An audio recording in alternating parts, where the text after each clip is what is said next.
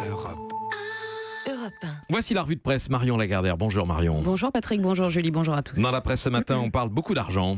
Oui, chacun essaye de désigner ceux qui profitent et ceux qui sont floués. Alors évidemment, il y a ces 96 médias du monde entier qui continuent de feuilletonner le contenu des Paradise Papers. En France, le journal Le Monde détaille les pratiques d'optimisation du premier des premiers de cordée, Bernard Arnault. Mais il y a aussi ceux qui n'ont pas eu accès aux Paradise Papers et qui tentent malgré tout de répondre à la question de savoir qui profite du système. Vous trouverez donc en une du Point, par exemple, ce dossier, absentéisme, bonne planque, emploi non pourvu, enquête sur la France qui ne fait pas 35 heures, enquête sur les fainéants.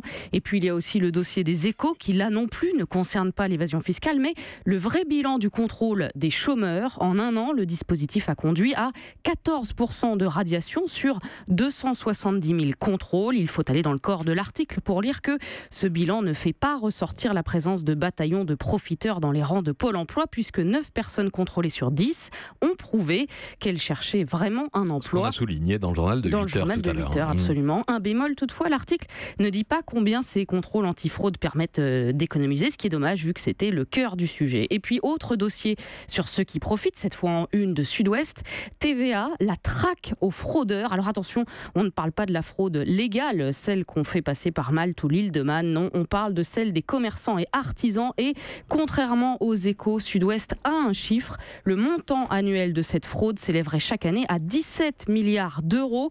Une somme colossale qui se rapproche nettement des 20 milliards d'euros d'optimisation fiscale estimée par les Paradise Papers. Malgré cela, sur le marché de Libourne en Gironde, entre la poissonnerie et les primeurs, la fraude à la TVA se cache, qui s'évapore des tiroirs caisses. C'est un sujet tabou, affirme Sud-Ouest, qui note que l'achat obligatoire de caisses antifraude en agace plus d'un et pour cause, confie un jeune boucher. Ça va nous coûter 1 500 € par caisse, dit-il. On en a 6, c'est donc beaucoup d'argent. À côté de lui, un homme se frotte les mains. Yvon Dosière, le commercial qui équipe en nouvelle caisse la quasi-totalité du marché. Quoi qu'il arrive, conclut le journal, c'est lui le vrai gagnant, avec l'État bien sûr. Toujours à propos d'argent et de ressources, l'autre titre du jour, c'est la pauvreté. Malgré la reprise, elle résiste, titre le Courrier de l'Ouest. En France, la pauvreté ne recule pas, ajoute Ouest France. C'est le constat dressé par le Secours catholique qui rend aujourd'hui son rapport annuel. Interview de sa présidente Véronique Fayet. 9 millions de personnes vivent toujours sous le seuil de pauvreté, dit-elle, c'est-à-dire avec moins de 1 015 € par mois, sachant que le revenu médian des ménages que nous accueillons est de 548 € par mois, autrement dit 3 € de plus seulement qu'il y a 5 ans. 3 € en 5 ans, voilà qui donne tout leur relief aux 5 € de baisse par exemple des APL. Et puis l'autre titre qui fait la une de beaucoup de journaux ce matin, le harcèlement scolaire, puisque ce jeudi est la journée mondiale de lutte contre la violence à l'école. On en parlait là aussi à 8 heures. Photo d'un enfant se faisant molester en une de la montagne. Photo d'une ado recroquevillée sur elle-même pour Midi Libre. Même illustration pour 20 minutes et l'Est républicain qui précise: on estime la part d'élèves victimes de harcèlement à 15% en école primaire, 10% au collège et 5% au lycée. Apprends à dire stop, titre le Petit Quotidien, le journal des 6-10 ans, un fléau qui touche les enfants issus de tous milieux sociaux, les riches comme les pauvres. Et puis les cahiers de Sciences et Vie ont enquêté sur une vieille dame qui a besoin d'argent. On parle de Notre-Dame de Paris. Oui, un chef-d'œuvre en péril, c'est le titre de cette enquête sur l'état alarmant de Notre-Dame. Il faut sauver la cathédrale, écrit Simon de Vos. Les dégradations s'accumulent, les sculptures s'érodent les unes après les autres, les pierres s'effritent, elles finissent parfois par tomber et certaines gargouilles perdent littéralement la tête. En cause les infiltrations de pluie et surtout la pollution qui accentue l'érosion. Il faut donc refaire la flèche dont la couverture en plomb est criblée de trous, traiter la charpente en chêne, restaurer les arcs-boutants, ces grandes arches qui maintiennent la structure et dont les joints s'effritent. Les vitraux du XIIIe siècle seront eux aussi nettoyés et leur étanchéité revue. Alors il faut quand même rassurer, précise l'architecte en chef, la cathédrale ne va pas s'effondrer du jour au lendemain, mais c'est maintenant qu'il faut agir. La mairie de Paris et l'archevêché ont donc lancé un appel aux dons.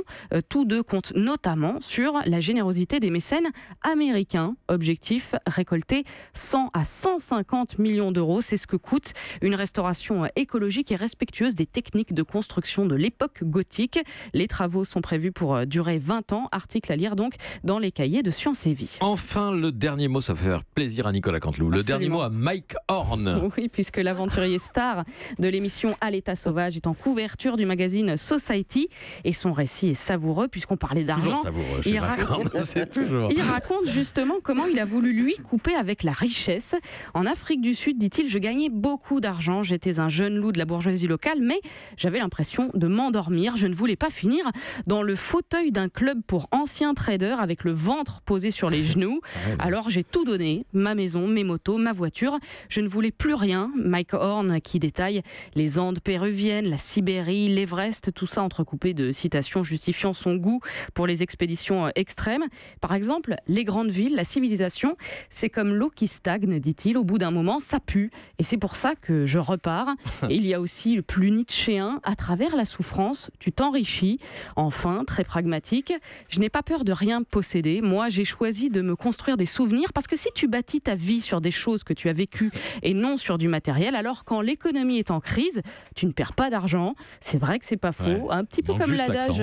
Voilà, je ne le ferai pas, je laisse ça à Canteloup, mais tout ça, c'est un peu comme l'adage l'argent ne fait pas le bonheur, sachant qu'on dira à Mike Horn qu'indéniablement il y contribue. Effectivement. Ah, merci Marion Lagardère pour la revue de presse.